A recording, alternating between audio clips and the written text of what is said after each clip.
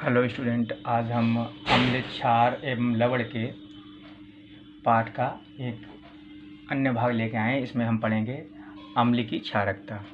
अम्ल की क्षारकता, अम्ल की क्षारकता यानी अम्ल की क्षारकता क्या होती है। अम्ल की क्षारकता क्या होती है? तो अम्ल के एक अणु में उपस्थित, अम्ल के एक अणु में उपस्थित, अम्ल के एक अणु में उपस्थित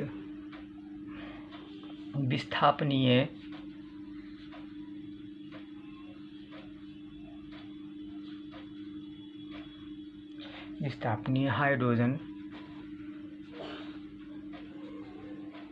विस्थापनीय हाइड्रोजन के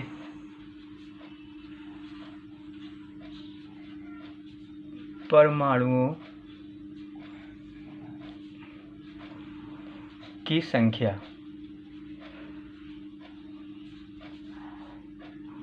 उस अम्ल की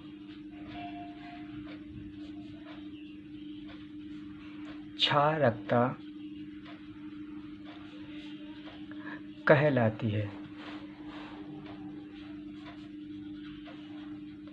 यानी अम्ल के एक अणु में उपस्थित विस्थापनीय हाइड्रोजन के परमाणु की संख्या उस अम्ल की क्षारकता कहलाती है। दूसरे शब्दों में कह सकते हैं कि जो अम्ल का एक अणु है जितने हाइड्रोजन देता है वो क्या कहलाता है? उसकी क्षारकता कहलाती है। उदाहरण के लिए बात करेंगे, जैसे उदाहरण में देखेंगे HCl, ठीक है, HCl HNO3, ठीक है। अगर HCl HNO3 की बात करें तो HCl में HCl का एक अणु कितने हाइड्रोजन परमाणु देगा? H देगा, एक देगा, क्योंकि इसके साथ कितना है? एक हाइड्रोजन परमाणु है।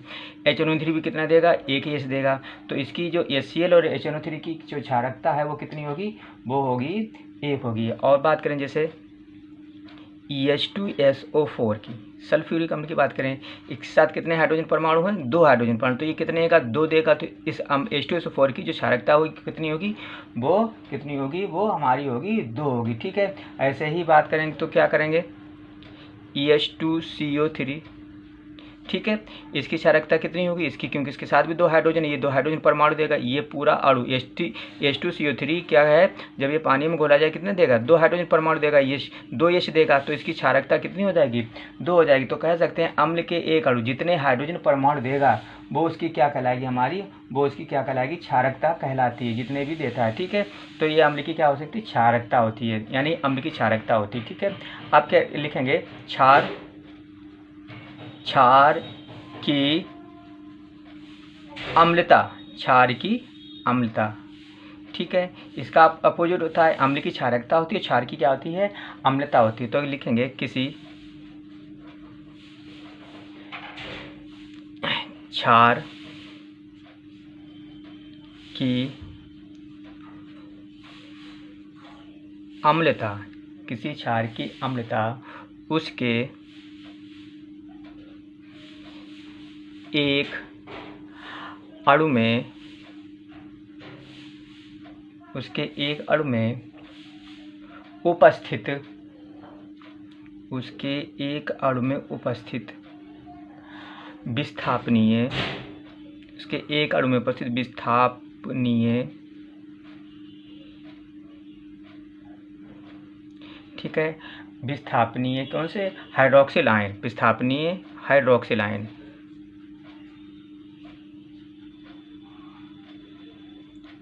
हाइड्रोक्सिल आयन की, हाइड्रोक्सिल आयन कौन से होते हैं? OH आयन की, ठीक है।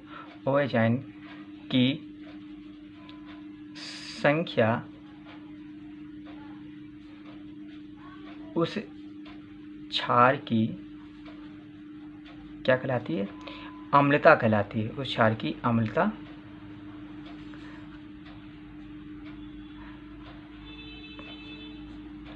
कहलाती है।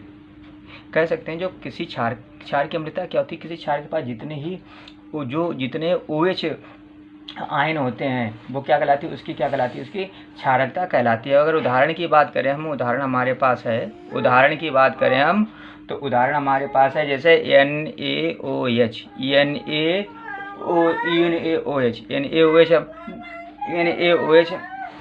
NaOH, इसमें कितना है OH, कितने हैं, एक OH है, तो इसकी क्षारकता, इसकी अम्लता कितनी होगी, इसकी अम्लता होगी 1 होगी। जैसे NH4H, ठीक है, ठीक है। अमोनियम हाइड्रॉक्साइड, इसके पास OH कितना है, यह कितने देगा, 1 देगा, तो इसकी क्या होगी, क्षारक अम्लता कितनी होगी, 1 होगी। जैसे CaOH का होल ट्वाइस, इसके पास कितने OH हैं, 2, तो ये 2 देगा, तो इसकी अम्लता कितनी होगी, इसकी अम्लता कितनी होगी, 2 होगी।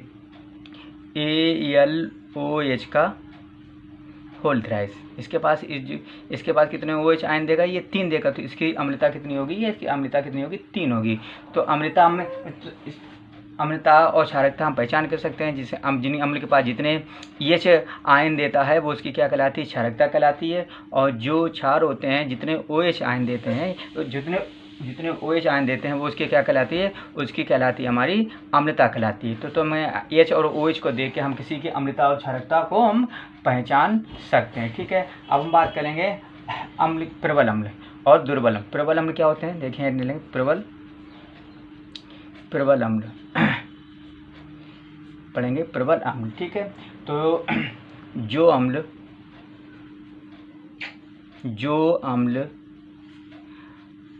जलीय विलयन में पूर्ण रूप से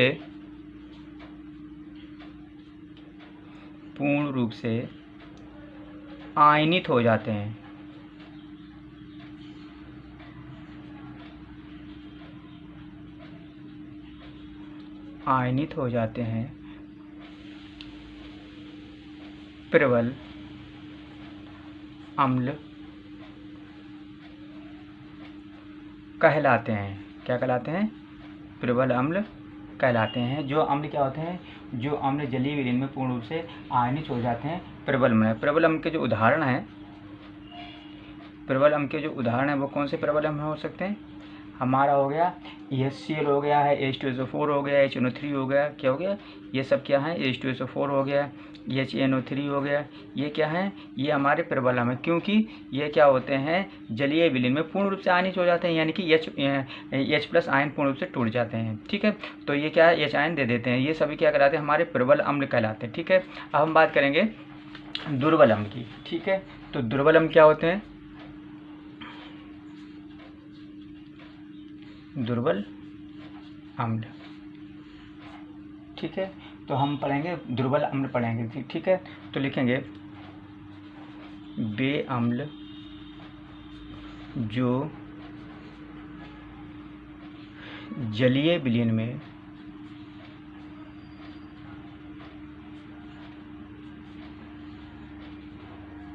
में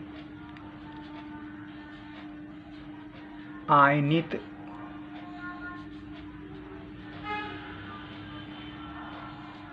नहीं होते हैं अथवा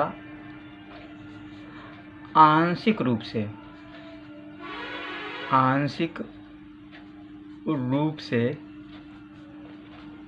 आयनित होते हैं, दुर्बल अम्ल कहलाते हैं। क्या कहलाते हैं, दुर्बल अम्ल कहलाते हैं, दुर्बल अम्ल कहलाते हैं। मतलब जो क्या है, वे अम्ल जो जलीय विलयन में यानी कि H+ आयन अगर नहीं देते या देते हैं तो बहुत कम देते हैं, वो क्या कहलाते हैं, हमारे दुर्बल अम्ल कहलाते हैं। जैसे अगर उदाहरण की बात करें तो उदाहरण में लिखेंगे, ठीक है, उदाहरण लिखेंगे HCN, ठीक है, H2S, ठीक है, HCN, ठीक है, या CH3COOH, ठीक है। ये हमारे कैसे हैं, ठीक है, आदि ये कैसे हैं, ये हैं तो अम्ल ही लेकिन दुर्बल हैं। पूर्ण एक तो पूर्ण रूप से आयनित नहीं होते हैं, या आयनित होंगे तो जो H+ आयन है यानी कि हाइड्रोजन आयन है बहुत कम देंगे। तो वे अम्ल जो जलीय विलीन में आयनित नहीं होते अथवा आंशिक रूप से आयनित होते हैं दुर्बल अम्ल कहलाते हैं। ये इनके उदाहरण है। अब हम बात करेंगे प्रबल क्षार की। प्रबल क्षार, ठीक है, वे क्षार जो जलीय विलयन में पूर्ण रूप से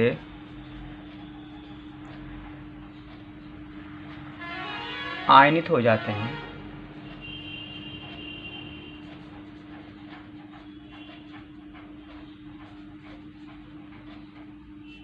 प्रबल क्षार कहलाते हैं।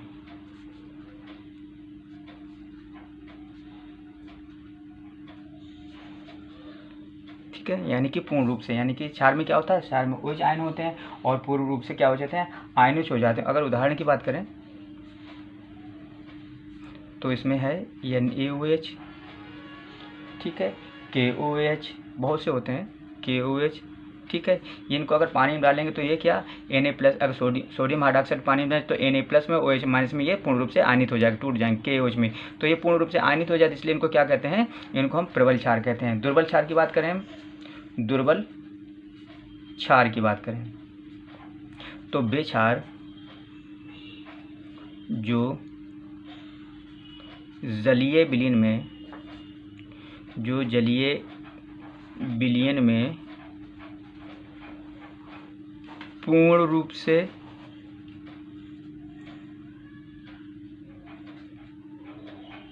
आयनित नहीं होते हैं, दुर्बल क्षार कहलाते हैं। दुर्बल क्षार कहलाते हैं। एग्जाम्पल में देखेंगे, उदाहरण में देखेंगे, ठीक है, उदाहरण देखेंगे NH4OH, ठीक है, NH4OH ये कैसा है, ये एक दुर्बल क्षार है। तो वे क्षार जो जलीय विलयन में पूर्ण रूप से आयनित नहीं होते, अगर आयनित नहीं होते या फिर आयनित होते ही नहीं है तो वो क्या कहलाते हैं, हमारे दुर्बल क्षार कहलाते हैं। जैसे कि NH4OH ये क्या हमारा है, हमारा दुर्बल क्षार है। Thank you for watching video.